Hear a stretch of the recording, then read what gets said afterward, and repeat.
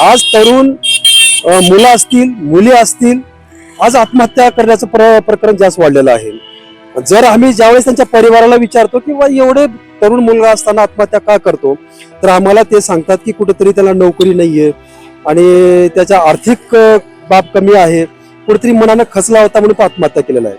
आणि आत्महत्याचा विचार तर हा चुकीचा आहे मला असं वाटतं। कारण का मी महिला असून स्वतः एवढा संघर्ष करू शकते, तर तुम्ही जेंट्स असून का नाही करू शकत?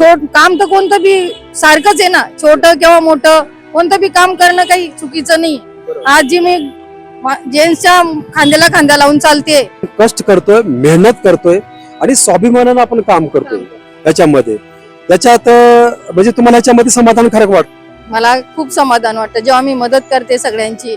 पुष्कळशे लेडीज, पुष्कळशे जैन म्हणतात मी तुझा भाऊ आहे, कोणी म्हणतं मी तुझा दादा आहे, कोणी म्हणतं मी तुझ्या वडिलांसारखा आहे। असं मला खूप म्हणजे अभिमान वाटतो का माझ्या मागे इतके लोक पाचोऱ्यातले उभे आहेत।